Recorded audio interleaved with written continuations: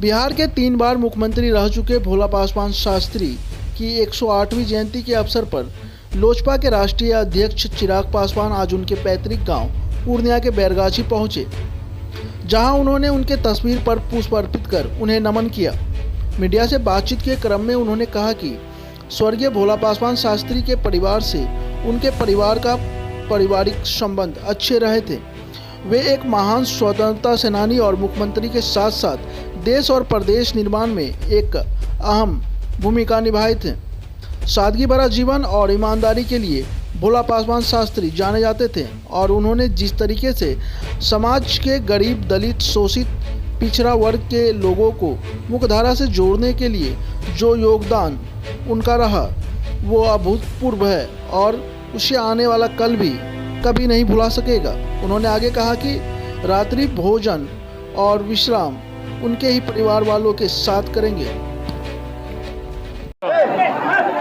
खास उद्देश्य आप सब जानते हैं कि स्वर्गीय भोला पासवान शास्त्री जी की आज जयंती है और उसी उपलक्ष्य में आज मैं यहाँ उनके पैतृक गांव आया हूँ। उनके परिवार के सदस्यों के साथ आज हम लोग समय बिताएंगे।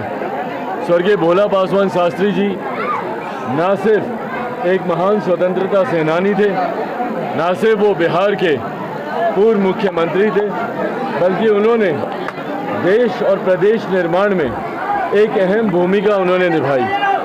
सादगी भरा जीवन और अपनी ईमानदारी के लिए स्वर्गीय भोला पासवान शास्त्री जी जाने जाते थे और उन्होंने जिस तरीके से समाज के गरीब, दलित, शोषित, पिछड़ा वर्ग के लोगों को मुख्य धारा के साथ जोड़ने के लिए जो उनका योगदान रहा वो अभूतपूर्व है और उसे आने वाला समय भी कभी उसे भुला नहीं पाएगा। उनके मेरे परिवार के साथ मेरे स्वर्गीय पिता, मेरे नेता स्वर्गीय रामविलास पासवान जी के साथ उनके व्यक्तिगत संबंध अच्छे रहे, पारिवारिक संबंध हम लोग के अच्छे रहे। मेरे नेता ने हमेशा ये प्रयास किया कि स्वर्गीय भोला पासवान शास्त्री जी के निधन के बाद उनके परिवार के साथ हर सुख दुख की घड़ी में हम लोग खड़े रहें। उन्होंने भी कई बार हर संभव कोशिश की स्वर्गीय भोला पासवान शास्त्री जी के परिवार को हर वो संभव सुख सुविधा मुहैया कराने की जिसका ये परिवार हकदार है। आज जब ये दोनों नेता हमारे बीच में नहीं है तो कहीं ना कहीं अगली पीढ़ी की जिम्मेदारी बनती है और ख़ास तौर पर ये मेरी नैतिक जिम्मेदारी बनती है कि अगर आज मेरे नेता होते जो कार्य वो करते, आज उनके नहीं रहने पर तमाम उन कार्यों को मैं ज़रूर पूरा करूं। मेरे नेता अगर आज होते तो ज़रूर आज यहाँ पर आते, परिवार के साथ अपना समय बिताते। आज उनकी अनुपस्थिति में मैं यहाँ पर मौजूद हूँ, परिवार के साथ आज हम लोग समय बिताएंगे। रात्रि का भोजन, रात्रि का विश्राम यही परिवार के सदस्यों के साथ ही है।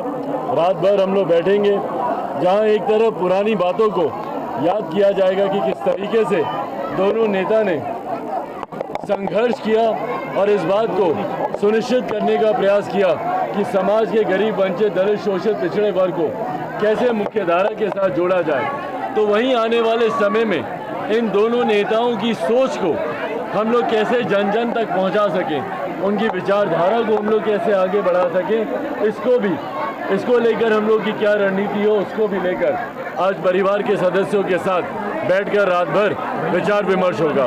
पूरा समय आज मेरा सिर्फ उनके परिवार के लिए है, उनके पैतृक गांव के लोगों के लिए है और आने वाले समय में क्या क्या कार्य अधूरे हैं जिसको हम लोग पूरा कर सकें उसको लेकर आगे की रणनीति बनाने को लेकर है, आगे की योजना बनाने को लेकर है। अब इसके अलावा आपके कोई सवाल